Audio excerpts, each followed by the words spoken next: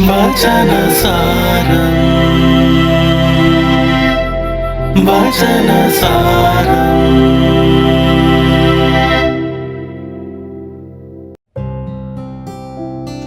ഈശോ മിശിഹായ്ക്ക് സ്തുതിയായിരിക്കട്ടെ. ഓഗസ്റ്റ് 10 ഇന്ന് തിരുസഭ വിശുദ്ധ ലോറൻസിന്റെ തിരുനാൾ ദിനമായി ആഘോഷിക്കുകയാണ്. ഇന്ന് നമുക്ക് വിചിന്തനം ചെയ്യുവാനുള്ള സുവിശേഷ ഭാഗം വിശുദ്ധ യോഹന്നാന്റെ സുവിശേഷം 12-ാം അധ്യായം 24 മുതൽ 26 വരെയുള്ള തിരുവചനങ്ങളാണ്.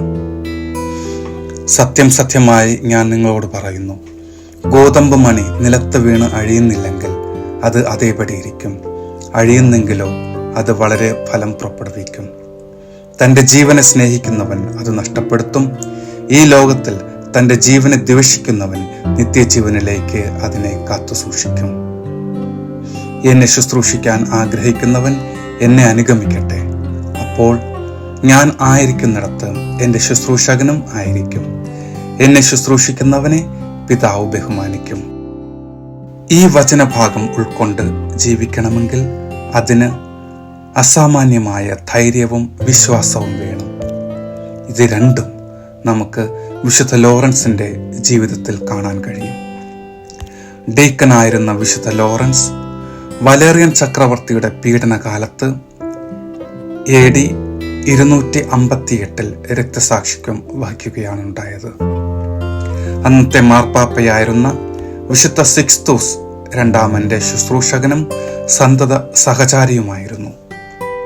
അന്ന് സഭയുടെ സാമ്പത്തികപരമായ കാര്യങ്ങൾ കൈകാര്യം ചെയ്തിരുന്നത് വിശുദ്ധ ലോറൻസ് ആയിരുന്നു. സഭയുടെ സ്വത്തുവകകൾ കണ്ടുകെട്ടാൻ ആവശ്യപ്പെട്ട വലേറിയൻ ചക്രവർത്തിയുടെ മുന്നിൽ സ്വത്തുക്കളെല്ലാം ദരിദ്രർക്ക് ദാനം ചെയ്ത ശേഷം അവരെ കാണിച്ചുകൊണ്ട് ഇതാണ് സഭയുടെ സ്വത്ത് എന്ന് ചക്രവർത്തിയുടെ മുഖത്തു നോക്കി പറയാൻ കാണിച്ച ധൈര്യം. ഇതിൽ ക്ഷുഭിതനായ ചക്രവർത്തി വിശുദ്ധ ലോറൻസിനെയും സിക്സ്തൂസ് മാർപ്പാപ്പയെയും കൂട്ടരെയും പിടിച്ചുകെട്ടി വധശിക്ഷയ്ക്ക് വിധിക്കുന്നു. അവസാനം തനിക്ക് 4 ദിവസം മുൻപേ തൻ്റെ മാർപ്പാപ്പയെ വധിക്കാൻ കൊണ്ടുപോകുമ്പോൾ, എന്താണ് അങ്ങേക്ക് എന്നെക്കാളും ധൃതി? എൻ്റെ സേവനത്തിൽ അങ്ങ് സന്തുഷ്ടനല്ലേ? പിന്നെ എന്തിനാണ് എപ്പോഴും കൂടെ സഞ്ചരിക്കുന്ന എന്നെ വിട്ട് അങ്ങ് മാത്രം കർത്താവിൻ്റെ അടുക്കൽ തിടുക്കത്തിൽ പോകുന്നത് എന്ന് ചോദിക്കാനുള്ള ധൈര്യം.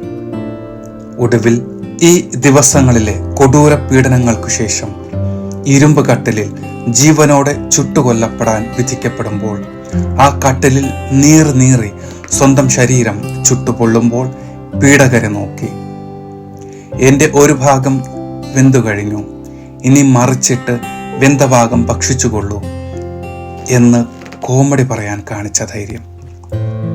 എല്ലാറ്റിനുമുപരി മരണം പുൽകുന്നതിന് തൊട്ടു മുൻപ് യേശുവിനെ സ്തുതിച്ച് നന്ദി പറഞ്ഞുകൊണ്ട് അവസാന വാക്കായി റോസ്റ്റ് ഇപ്പോൾ തയ്യാറായി കഴിഞ്ഞു, the roast is now ready എന്ന മാസ് ഡയലോഗ് അടിച്ചുകൊണ്ട് ഘാതകരെ എളിഭ്യരാക്കിയ ധൈര്യം.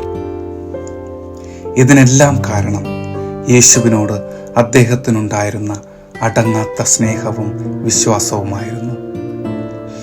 വിശക്കുന്നവരോടും ദുരിതമനുഭവിക്കുന്നവരോടും ഉണ്ടായിരുന്ന അനുകമ്പയും കരുണയുമായിരുന്നു. ഇന്ന് ഒരുപക്ഷെ ഇത്രയും പീഡനങ്ങൾ നമുക്ക് നേരിടേണ്ടി വരില്ലായിരിക്കാം. എന്നാൽ ദുരിതമനുഭവിക്കുന്നവരുടെ ഇടയിൽ കടന്നു ചെന്ന് അവരോട് അനുകമ്പയും കരുണയും കാട്ടി അവരുടെ ആവശ്യങ്ങൾ കണ്ടറിഞ്ഞ് കഴിയും വിധം അവരെ സഹായിച്ച് അതിലൂടെ മാസ് കാണിക്കാൻ നമുക്കിന്നും കഴിയും. ഈ അവസരത്തിൽ പ്രത്യേകമായി വയനാട് ദുരന്തമുഖത്തിലെ നമ്മുടെ സഹോദരങ്ങളെ ഓർക്കാം. അവരുടെ വേദനകളും നഷ്ടങ്ങളും നമ്മുടെ ഓരോരുത്തരുടെയും കൂടെയാണെന്നുള്ള സത്യം തിരിച്ചറിയാം. അവരോടൊപ്പം നിന്ന് അവർക്കായി നമുക്കും കൈകോർക്കാം. അവരുടെ സ്വപ്നങ്ങൾ നമ്മുടെയും സ്വപ്നങ്ങളാകട്ടെ. അവരുടെ ജീവിതത്തിൽ നമുക്ക് ഓരോരുത്തർക്കും അണയാത്ത പ്രകാശമായി മാറാൻ കഴിയട്ടെ. അങ്ങനെ നമുക്ക് ഓരോരുത്തർക്കും മാസ് ഹീറോകളായി മാറുവാൻ കഴിയും. അതിനുള്ള ധൈര്യവും വിശ്വാസവും പ്രചോദനവും മനസ്സും ഈ തിരുനാൾ ദിനം നമുക്ക് പ്രദാനം ചെയ്യട്ടെ. ആമേൻ.